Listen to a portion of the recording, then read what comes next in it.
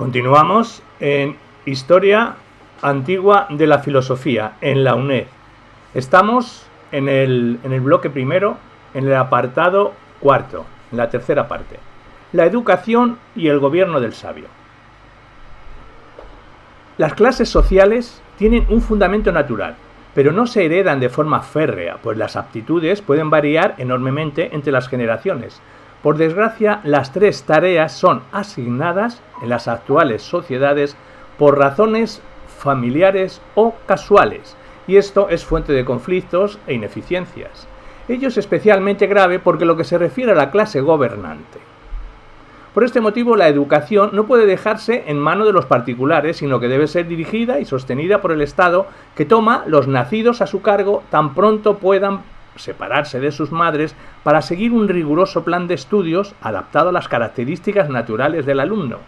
Y podríamos nombrar tres apartados. Uno, diremos que dado que no es fácil detectar inmediatamente la predominancia relativa de las almas en el individuo, se establece con carácter universal un primer ciclo elemental, que comprende la música para la formación del espíritu y la gimnástica para la del cuerpo. La idea es promover la templanza o moderación, la virtud propia del alma concupiscible. Los que muestren aptitudes naturales para continuar los estudios pasarán a la fase siguiente y los que no se incorporarán a lo que ahora llamaríamos el mundo laboral, la clase de los productores, formados por agricultores, artesanos, etc. Un ciclo superior comprendería las distintas ramas de la matemática y la gimnástica que habrán de preparar al espíritu y al cuerpo para el desarrollo de la fortaleza de ánimo y de decisión. Es el conjunto de estudios que cumplirá la clase de los guardianes. Así como los perros guardianes deben ser fieros y fuertes, pero también deben distinguir el amo del enemigo, algunos guardianes deben mostrar un grado extra de discernimiento y prudencia. Los mejores guardianes continuarán sus estudios centrándose en la ciencia suprema, la dialéctica, que es la que proporciona el conocimiento verdadero. Son los destinados a gobernar y deben conocer las ideas y la de bien en particular. La justicia de la polis.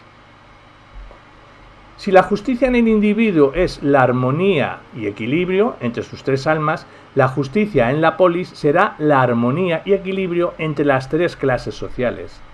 Si cada parte del alma debe hacer lo suyo, la razón gobierna con prudencia a una voluntad que se conduce con valor y a un alma sensible que apetece los bienes con moderación, entonces cada parte del Estado, cada clase social, debe también hacer lo suyo. Los productores proporcionarán el bienestar material, los auxiliares deben proteger la ciudad y los sabios gobernarla, sin aspirar ninguna a lo que es propio de las otras. Paralelamente a estas funciones, el régimen de vida y de propiedades de cada clase es distinto, y podría parecer que esta sociedad tripartita está fundada una vez más en, como diría Marx, explotadores y explotados, pero no es así. Los productores son los únicos que tienen derecho a la propiedad privada, puesto que su sobrepeso del alma concupiscible no les permitiría trabajar sin beneficios materiales inmediatos. Tienen también derecho a vida privada y familia, más o menos tradicional. En cambio, los guardianes y gobernantes no tienen propiedad privada. Los guardianes conviven en plan cuartelero y aún disponen de bienes comunes, lo que fomenta la camaradería y la cohesión en un grupo que debe ser eficiente a la hora de partir mamporros en defensa de la ciudad. Por otra parte, queda abolida para ambas clases la exclusividad marital o, como dice el autor, tendrán comunidad de bienes y mujeres.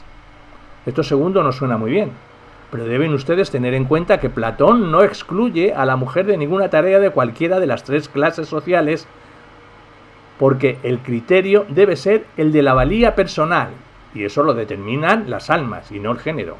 ¿Y los gobernantes? Ni juego, ni entretenimiento, ni propiedad privada, ni colectiva. Su único objetivo es la dirección del Estado y su alimento, las ideas y el conocimiento.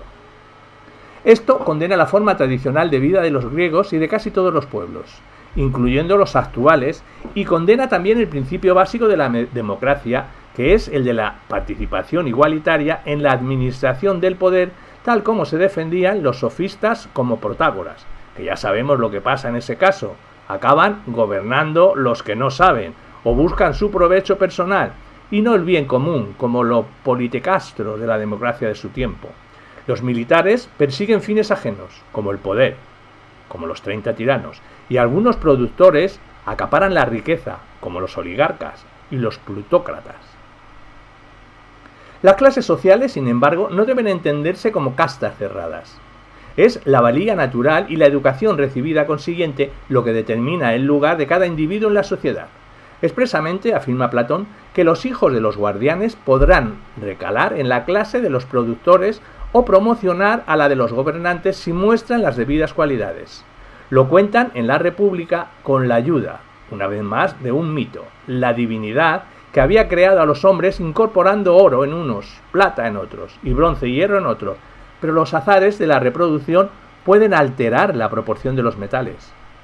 Por esta razón, también este asunto debe ser administrado por el Estado, porque en el proyecto platónico el individuo pierde protagonismo frente al Estado, considerado como la encarnación de la voluntad general. Quizá aquí se le haya ido un poco la pinza. La evolución degenerativa de las formas de gobierno. Pero para la justicia de la polis, así entendida, es incompatible, no solo con la democracia, sino con las otras formas históricas de gobierno. En el político, Platón se reflexiona por los criterios para distinguir formas históricas de gobierno. Así, desde el punto de vista del número de personas que ejercen el poder, hay tres formas básicas: monarquía, un solo gobernante; aristocracia, varios, literalmente los mejores; y democracia, muchos o todos. Pero podríamos considerar también otros criterios: si se respeta la ley o no, si se busca el bien común o no, si se impone por la fuerza o se acepta libremente, si la riqueza ejerce un papel o no. En caso negativo, la monarquía puede degenerar en tiranía, la aristocracia en oligarquía y la democracia en demagogia. Cuando los regímenes no están corruptos, puesto que siempre funcionará mejor un sistema con pocos dirigentes, al igual que un alma es la que debe regir al individuo, el mejor es la monarquía. Y por lo mismo, la democracia es el peor, pero en el lado oscuro. La democracia corrupta es el menos malo y el peor, sin duda, la tiranía. Pero estos criterios no son en realidad importantes. El auténtico criterio es el de la ciencia. La forma de gobierno más justa no solo puede ser la de que ejerzan los más sabios. Desde este punto de vista no tiene importancia ni el número, ni la libertad o imposición, ni la riqueza o pobreza, ni el ajustarse o no a las leyes. En la República establece una clasificación con este criterio, de mejor a peor. 1. La aristocracia. Históricamente, este tipo de gobierno reserva las funciones de gobierno para los mejores, aunque no necesariamente en el sentido que le interesa a Platón. Debidamente reinterpretada, es decir, entendiendo por los mejores los más sabios, es el gobierno del filósofo o los filósofos educados en las ideas tal como hemos descrito, o monarquía, si es un solo gobernante. 2. La timocracia, o sistema basado en los honores. La segunda mejor forma de gobierno la representaría la timocracia, el gobierno de la clase de los guardianes, que no estaría ya dirigida por la sabiduría, sino por la virtud propia de la parte irascible del alma, que es la propia de dicha clase. Aquí ya no manda quien debe, el que sabe, sino el más fuerte. 3. La oligarquía. Este es el destino habitual de cualquier timocracia. El gobierno de los ricos que buscan aumentar su riqueza, un deseo más propio ya de la parte concupiscible del alma. 4. La democracia, cuyo lema sería la libertad e igualdad entre todos los individuos y cuyo resultado, según Platón, es la pérdida total del sentido de los valores y de la estabilidad social, dado que es la masa inculta la que dirige la sociedad. Por último, en el lugar más bajo de la escala se encuentra la tiranía, que representaría el gobierno del despotismo y de la ignorancia, dominado por el tirano, por las pasiones de la parte más baja del alma, dando lugar al dominio de la crueldad y de la brutalidad. Esta clasificación es también histórica, porque Platón cree, como muchos otros de su época y posteriores, que la humanidad ha sufrido un retroceso desde su origen, o como suele decirse, ha ido degenerando desde una hipotética edad de oro en la que todo era mejor. Y lo han adivinado. También aquí tiene nuestro autor un cuento que contarnos, el mito de la Atlántida, quizá el más conocido y exitoso. El mito de la caverna, libro séptimo de la República. Después de eso, proseguí. Compara nuestra naturaleza respecto de su educación y de su falta de educación con una experiencia como esta. Represéntate, hombres, en una morada subterránea en forma de caverna, que tiene la entrada abierta en toda su extensión a la luz. En ellas están desde niños con las piernas y el cuello encadenados, de modo que deben permanecer allí y mirar solo delante de ellos, porque las cadenas les impiden girar en derredor de la cabeza. Más arriba y más lejos se halla la luz de un fuego que brilla detrás de ellos. Y entre el fuego y los prisioneros hay un camino más alto, junto al cual, imagínate, un tabique construido de lado a lado, como el biombo que los titiriteros levantan delante del público para mostrar por encima del biombo los muñecos. Me lo imagino. Imagínate ahora que del otro lado del tabique pasan sombras, que llevan toda clase de utensilios y figurillas de hombres y otros animales, hechos en piedra y madera y de diversas clases. Y entre los que pasan, unos hablan y otros callan.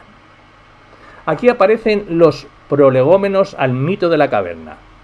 En este párrafo, Platón nos habla la situación original de los hombres a través de esta representación alegórica. Los hombres viven en la ignorancia de la caverna, que representa dentro de la simbología platónica el mundo material y el tipo de conocimiento que existe en este. Desde niños, desde el nacimiento, que implica el olvido. Solo con la educación, como aparece reflejada en la primera línea, el hombre puede tener la posibilidad de superar ese estado lamentable, pero será la buena educación, la educación basada en la búsqueda de la verdad, y no aquella que enseñan los sofistas basadas en la opinión y el estudio de la retórica. Extraña comparación haces, y extraños son esos prisioneros. Pero son como nosotros. Pues en primer lugar, ¿crees que han visto de sí mismos uno de los otros? Otra cosa que las sombras proyectadas por el fuego en la parte de la caverna que tienen frente a sí. Claro que no. Si toda su vida están forzados a no mover las cabezas. ¿Y no sucede lo mismo con los objetos que llevan los que pasan del otro lado del tabique? Indudablemente. Pues entonces, si dialogaran entre sí, ¿no te parece que entenderían estar nombrando a los objetos que pasan y que ellos ven? Necesariamente. ¿Y si la prisión contara con un eco desde la pared que tienen frente a sí y algunos de los que pasan del otro lado del tabique hablara? ¿No piensas que creerían que lo que oyen proviene de la sombra que pasa delante de ellos? Por Zeus que sí. Y que los prisioneros no tendrían por real otra cosa que las sombras de los objetos artificiales transportados. Eso es de toda necesidad. Platón incide en el carácter sensible del conocimiento en las condiciones de esclavitud de la caverna, vista y oído. Recordemos que ese conocimiento sensible es para Platón, al menos seguro, reducible a una mera doxa, la opinión, y que siendo sombras, iconos, imágenes, cuadros, estaría limitado dentro del símil de la línea con el conocimiento de los iconos y la facultad de la imaginación, eikaisia, en griego, deikos, icono. Recordemos que para Platón este era el grado de conocimiento más falaz e inseguro en cuanto que refleja copias de objetos físicos que a su vez apuntan a otras realidades, las ideas, que son las auténticas. Examina ahora el caso de una liberación de sus cadenas y de una curación de su ignorancia. ¿Qué pasaría si naturalmente les ocurriese que uno de ellos fuera liberado y forzado a levantarse de repente, volver el cuello y marchar mirando a la luz? Y al hacer todo esto, sufriera y a causa del encandilamiento fuera incapaz de percibir aquellas cosas cuyas sombras había visto antes. ¿Qué piensas? ¿Qué respondería si se le dijese que lo que había visto antes eran Frusieiras, y que ahora en cambio está más próximo a lo real, vuelto hacia cosas más reales y que mira correctamente. ¿Y si se le mostrara cada uno de los objetos que pasan del otro lado del tabique y se le obligara a contestar preguntas sobre lo que son? ¿No piensas que se sentiría en dificultades? ¿Y que considerará que las cosas que antes veía eran más verdaderas que las que se le muestran ahora? Mucho más verdaderas. ¿Y si se le forzara a mirar hacia la luz misma? ¿No le dolerían los ojos y trataría de eludirla, volviéndose hacia aquellas cosas que podía percibir, por considerar que éstas son realmente más claras que las que se le muestran? Así es. Aquí Platón nos señala el segundo estadio de conocimiento, todavía dentro del mundo material, el de los objetos físicos, que indudablemente tienen más realidad que las imágenes o sombras, en cuanto que disponemos de más sentidos para percibirla. Aquí Platón aludirá a la pistis, dentro del símil de la línea. También aparece la figura del sabio o filósofo, la persona liberada de ataduras que se atreve a conocer. Y si a la fuerza se lo arrastrara por una escarpada y empinada cuesta sin soltarlo antes de llegar hasta la luz del sol, ¿no sufriría acaso? ¿Y se irritaría por ser arrastrado? Y tras llegar a la luz tendría los ojos llenos de fulgores que le impedirían ver uno solo de los objetos que ahora decimos que son los verdaderos. Por cierto, al menos inmediatamente. Necesitaría acostumbrarse para poder llegar a mirar las cosas de arriba. En primer lugar, miraría con mayor facilidad las sombras y después las figuras de los hombres y de los otros objetos reflejados en el agua. Luego los hombres y los objetos mismos. A continuación, contemplaría de noche lo que hay en el cielo y el cielo mismo, mirando la luz de los astros y la luna más fácilmente que durante el día, el sol y la luz del sol. Sin duda. Finalmente, pienso que podría percibir el sol, no ya en imágenes en el agua, en otros lugares que le son extraños, sino contemplarlo como en sí y por sí, en su propio ámbito. Yo diría que necesariamente. Después de lo cual, concluiría, con respecto al Sol, que es lo que produce las estaciones y los años y que gobierna todo el ámbito visible y que de algún modo es causa de las cosas que ellos habían visto. Es evidente que después de todo esto arribaría a tales conclusiones. El esclavo, liberado, accede al conocimiento verdadero, saliendo de la caverna. Para Platón, el exterior de la caverna representa la auténtica realidad de las cosas, la ascensión hacia las ideas. Entramos así en el conocimiento de la epísteme, la razón, frente al conocimiento de la opinión que reinaba en la caverna. Recordemos que este conocimiento es gradual y no se puede hacer de golpe. Tendríamos los ojos llenos de fulgores. Así veríamos primero las sombras y figuras iluminadas de los objetos, referencia al conocimiento, por la dianoia o razón discursiva, para después contemplar el sol, que es el origen de la realidad de todas las cosas. Como dirá Platón, después el sol representa el máximo bien, y nosotros solo podemos alcanzarlo a través de la contemplación, noesis o razón pura. ¿Y si se acordara de su primera morada, del tipo de sabiduría existente allí, y de sus entonces compañeros de cautiverio? ¿No piensas que se sentiría feliz del cambio y que los compadecería? Pues, por cierto, respecto de los honores y elogios que se tributaban unos a otros y de las recompensas para aquel que con mayor agudeza divisara las sombras de los objetos que pasaban detrás del tabique y para el que mejor se acordase de cuáles habían desfilado habitualmente antes y cuáles después, y para aquel de ellos que fuese capaz de adivinar lo que iba a pasar. ¿Te parece que estaría deseoso de todo eso? ¿Y que envidiaría a los más honrados y poderosos entre aquellos? ¿O más bien no le pasaría como al Aquiles de Homero, y preferiría ser un labrador, que fuera siervo de un hombre pobre, o soportar cualquier otra cosa antes que volver a su anterior modo de opinar y aquella vida? Así creo también yo, que padecería cualquier cosa antes que soportar aquella vida.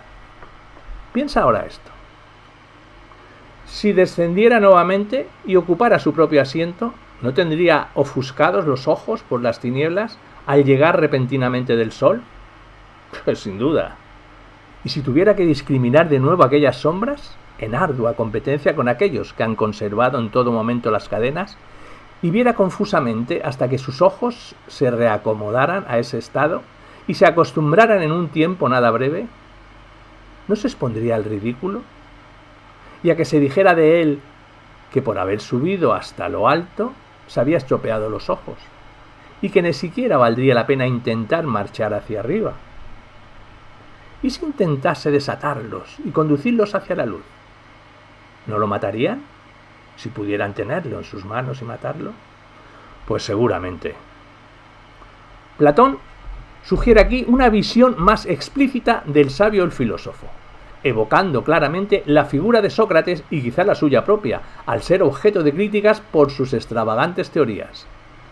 Una vez que el sabio alcanza el auténtico conocimiento de la realidad, no tendrá ningún sentimiento de pérdida respecto al cautiverio pasado. Para Platón, el alma del sabio o filósofo es un alma volcada hacia el mundo inmaterial en el que los placeres de este mundo no cuentan demasiado. Por último, la referencia a la condena y muerte de Sócrates se hace evidente en el último párrafo al hacer una alusión a la muerte del sabio que ha intentado convencer a los prisioneros de la caverna de que no es la auténtica realidad, y estos les han tomado por loco. Pero el sabio no es la persona que se mantiene ajena al mundo contemplando meramente las ideas. El filósofo tiene una función importante que cumplir dentro de la sociedad o la polis, manteniéndose como guía de esa sociedad. Ahora bien, Platón excluye la vía socrática de intentar convencer a la sociedad solo por medio de la educación. En una democracia no cuenta la opinión razonada, Sócrates, sino solo el número y la persuasión, sofistas. El intelectualismo socrático no basta.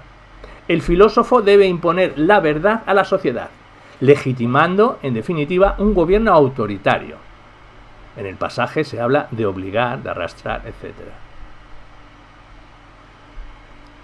Pues bien, querido Glaucón, debemos aplicar íntegra esta alegoría a lo que anteriormente ha sido dicho, comparando la región que se manifiesta por medio de la vista con la morada prisión y la luz del fuego que hay en ella con el poder del sol. Compara, por otro lado, el ascenso y contemplación de las cosas de arriba con el camino del alma hacia el ámbito inteligible y no te equivocarás en cuanto a lo que estoy esperando y que es lo que deseas oír. Dios sabe si esto es realmente cierto, en todo caso. Lo que a mí me parece es que lo que dentro de lo cognoscible se ve al final y con dificultad, y es la idea del bien. Una vez percibido, ha de concluirse que es la causa de todas las cosas rectas y bellas, y que en el ámbito visible ha engendrado la luz y al Señor de ésta, y que en el ámbito inteligible es señora y productora de la verdad y de la inteligencia, y que es necesario tenerla en vista, para poder obrar con sabiduría tanto en lo privado como en lo público. Comparto tu pensamiento en la medida que me es posible. Con este párrafo, Platón nos ofrece la clave interpretativa de todo el mito, la oposición entre conocimiento verdadero, racional e inteligible, la epísteme, que apunta hacia las ideas, frente a la opinión mudable, sensible, doxa, que tiene por objeto el mundo sensible. El mundo verdadero es el exterior de la caverna, mientras el mundo físico es aquel que reside en el interior. Una intuición fundamental que, sin embargo, aparece en este párrafo es la idea de bien. Dentro de las ideas existe una jerarquía. No todas valen igual, puesto que el pensamiento de Platón está volcado hacia la política. Es natural que sea esa idea de bien la que ostente el mando supremo de todo el mundo de las ideas. Esto obliga a que si el máximo conocimiento que puede adquirir el sabio es el bien, precisamente por el carácter de ese conocimiento estará impulsado a introducirse en la caverna, retornar a la sociedad para intentar modificarla de acuerdo con esa idea de bien. Mira también si lo compartes en esto. No hay que asombrarse de que quienes han llegado allí no estén dispuestos a ocuparse de los asuntos humanos, sino que sus almas aspiran a pasar el tiempo arriba, lo cual es natural, si la alegoría descrita es correcta también en esto. Hombre, pues yo lo veo muy natural. Tampoco sería extraño que alguien que de contemplar las cosas divinas pasara a los humanos se comportase desmañadamente y quedara en ridículo por ver de modo confuso y no acostumbrado aún en forma suficiente a las tinieblas circundantes y se viera forzado en los tribunales o en cualquier otra parte a disputar sobre sombras de justicia o sobre las figurillas de las cuales hay sombras y a reñir sobre esto del modo en que esto es discutido por quienes jamás han visto la justicia en sí. De ninguna manera sería extraño. Pero si alguien tiene sentido común, recuerda que los ojos pueden ver confusamente por dos tipos de perturbaciones. Uno, al trasladarse de la luz a la tiniebla, y otro, de las tinieblas a la luz. Y al considerar que esto es lo que le sucede al alma, en lugar de reírse irracionalmente cuando la ve perturbada e incapacitada de mirar algo, habrá de examinar cuál de los dos casos es. Si es que al salir de una vida luminosa ve confusamente por falta de hábito, o si viniendo de una mayor ignorancia hacia lo más luminoso, es obnubilada por el resplandor. Así, en un caso, se felicitará de lo que le sucede y de la vida a que accede, mientras que en el otro se apiadará y si se quiere reír de ella, su risa será menos absurda que si se descarga sobre el alma que desciende desde la luz. Es cierto, lo que dices es razonable. Estos párrafos son una preparación para el siguiente argumento y el paso a las conclusiones prácticas que se desprenden del mito de la caverna. Las características de la educación y la teoría política. El hombre puede quedar desamparado o perdido una vez que ha iniciado su camino hacia las ideas y la auténtica realidad, y vuelve nuevamente a la caverna, la sociedad. ¿Qué hacer para que ese nuevo conocimiento dé su fruto? ¿Todos los hombres deben orientar su vida hacia el conocimiento? ¿Qué papel les está reservado a esos sabios?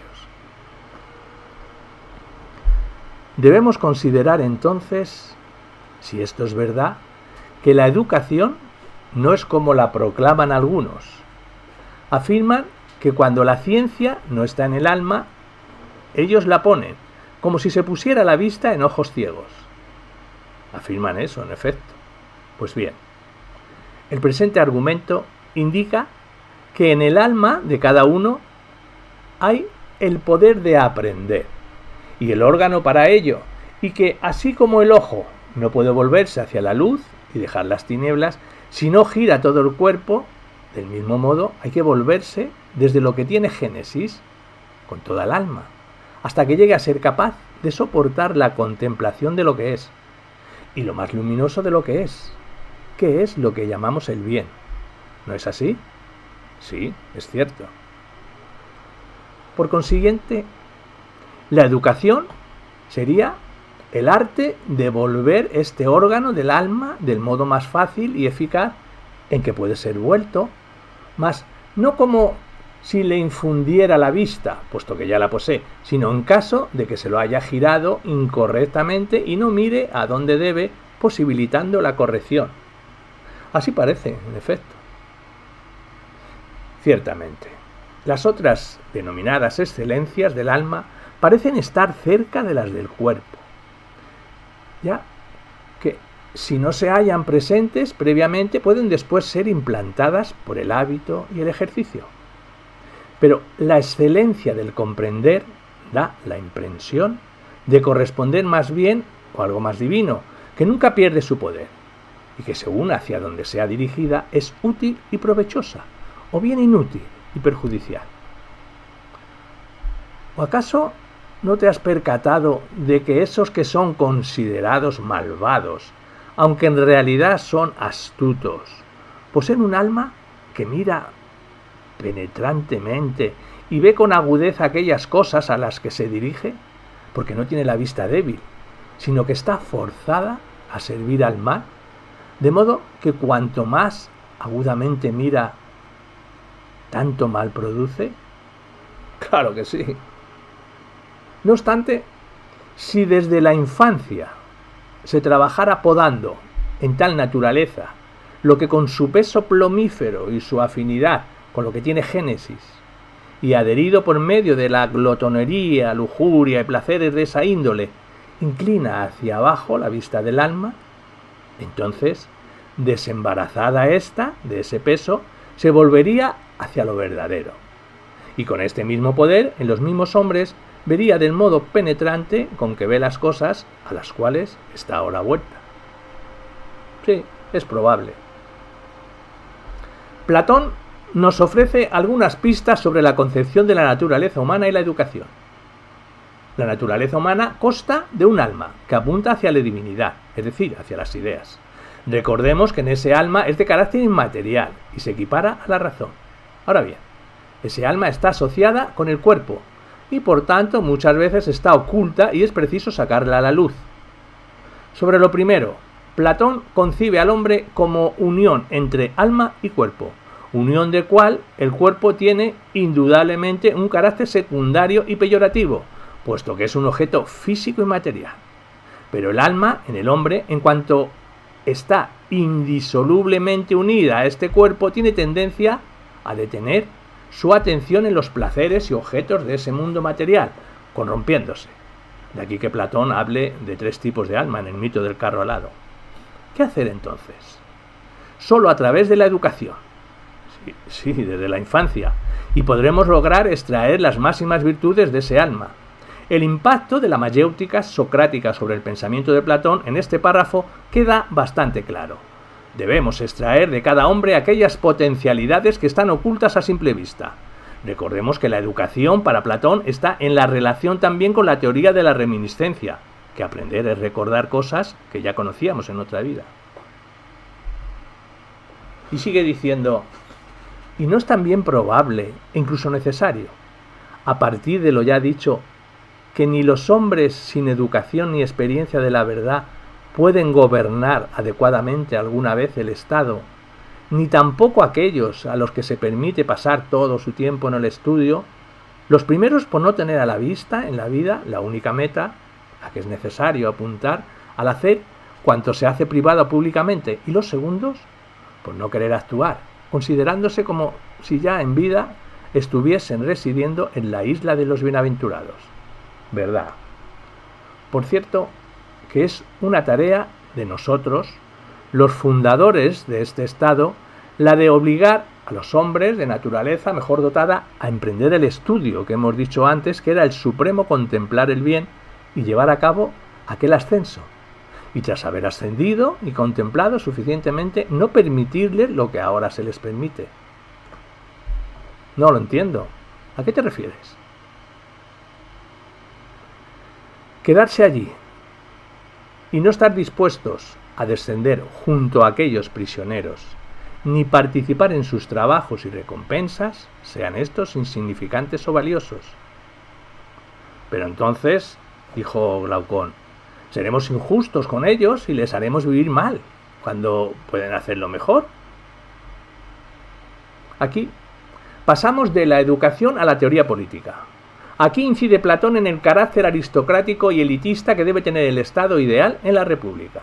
En primer lugar, Platón rechaza 2 posibilidades de comportamiento en el Estado. Una, la democracia es rechazada porque permite acceder al gobierno a gente ignorante y sin preparación alguna. Y B, la figura del sabio recluido en su torre de marfil, contemplando las ideas, también es rechazada porque no está cumpliendo con su deber de gobernante. Unos no saben y quieren gobernar, la plebe, y otros saben y prefieren no gobernar, los sabios. En los siguientes párrafos del texto, Platón muestra su espíritu más autoritario. Es preciso obligar a los filósofos o sabios a que tomen el poder. Es esencial la pregunta que formula Glaucón. ¿No constituye esta obligación forzada una destrucción de los derechos de esos individuos que tal vez no desean ser gobernantes? La respuesta de Platón La justicia no debe velar por los intereses de unos pocos, sino por el bien de toda la sociedad, y eso puede implicar el sacrificio de los individuos. Platón está lejos del liberalismo de la Ilustración.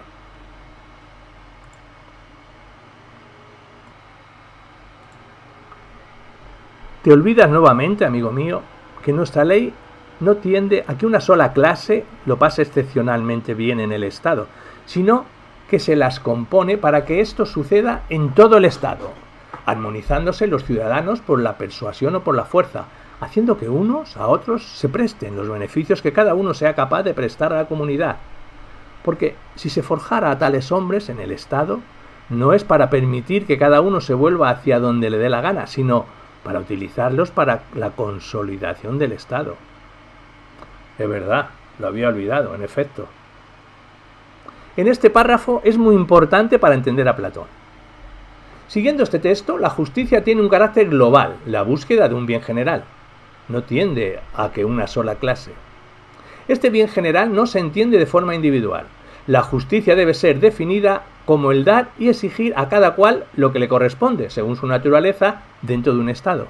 Ese Estado, por tanto, estaría articulado precisamente por las aportaciones que cada grupo puede ofrecer a esa comunidad, haciendo que unos u otros se presten los beneficios que cada uno sea capaz de prestar en la comunidad.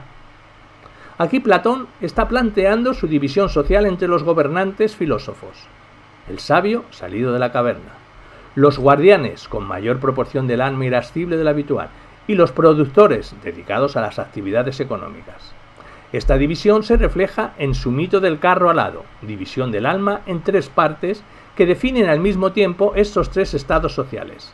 Platón marcará el camino hacia Marx, mucho tiempo después.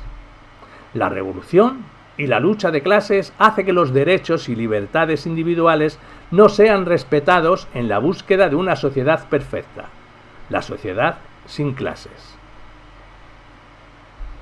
Observa ahora, Glaucón, que no seremos injustos con los filósofos que han surgido entre nosotros, sino que les hablaremos en justicia al forzarlos a ocuparse y cuidar de los demás.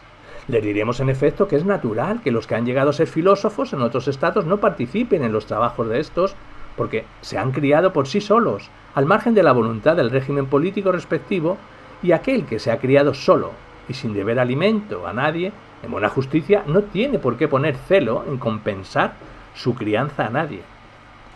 Pero a vosotros os hemos formado tanto para vosotros mismos como para el resto del Estado, para ser conductores y reyes de los enjambres.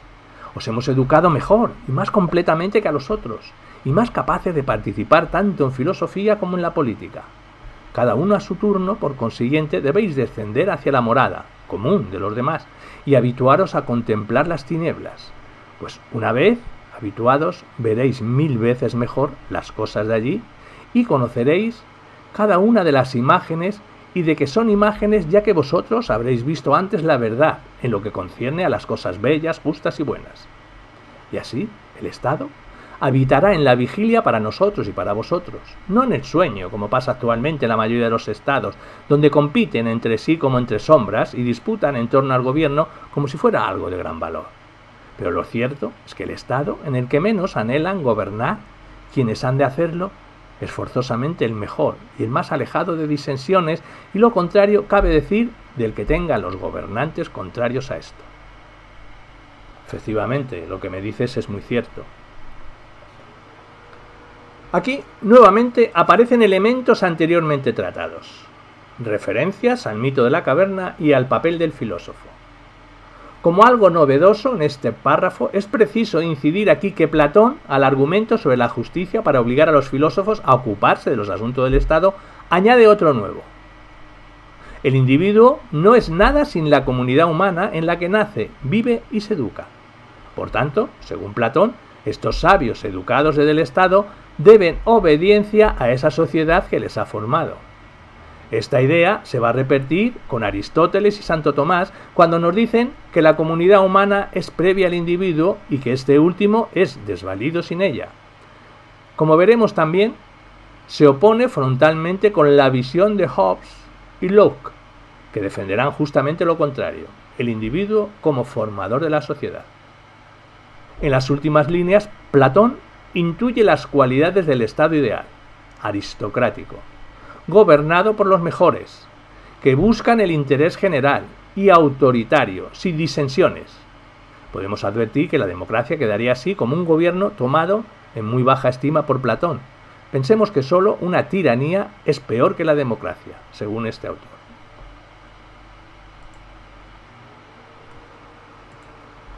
¿Y piensas que lo que hemos formado al oír esto se negarán y no estarán dispuestos a compartir los trabajos del Estado, cada uno en su turno, quedándose a residir la mayor parte del tiempo unos con otros en el ámbito de lo puro? Imposible, pues estamos ordenando a los justos cosas justas, pero además cada uno ha de gobernar por una imposición, al revés de lo que sucede a los que gobiernan ahora en cada estado. Así es, amigo mío. Si has hallado, para los que van a gobernar, un modo de vida mejor que el gobernar, podrás contar con un estado bien gobernado, pues solo en él gobiernan los que son realmente ricos, no en oro, sino en la riqueza que hace la felicidad, una vida virtuosa y sabia. No, en cambio, donde los pordioseros y necesitados de bienes privados marchan sobre los asuntos públicos, convencidos de que allí han de apoderarse del bien, pues cuando el gobierno se convierte en objeto de disputas, semejante guerra doméstica e intestina acaba con ellos y con el resto del Estado. Platón aquí propone más argumentos para reforzar su teoría aristocrática del Estado. Los gobernantes filósofos, dominados por su alma racional, no corren el riesgo a negarse a formar parte del gobierno o caer en la corrupción. Si mandamos cosas justas y virtuosas, ellos mismos considerarán virtuoso al cumplirlas. Puesto que su fin último no son los bienes materiales, estarán despreocupados de lucrarse o de no cumplir con sus deberes. De esta forma se puede entender que para esta clase social Platón defienda una comunidad de bienes y la ausencia de la propiedad privada. Sí se mantendrá en cambio la propiedad privada para el resto de la sociedad que está dominada por el alma concupiscente o irascible. En realidad no hay otra cosa más cierta. ¿Y sabes acaso de algún otro modo de vida que el de la verdadera filosofía, que lleve a despreciar el mando político? No, por Zeus.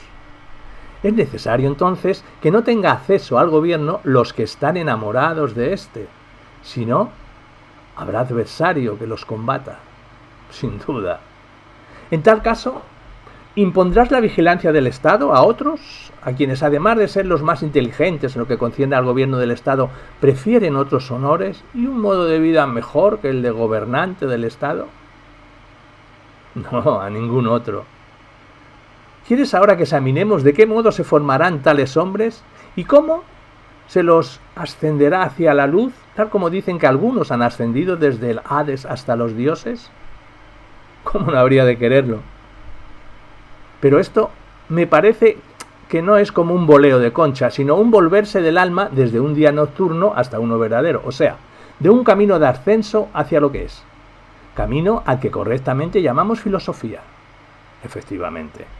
Habrá entonces que examinar qué estudios tienen este poder. Hombre, claro está.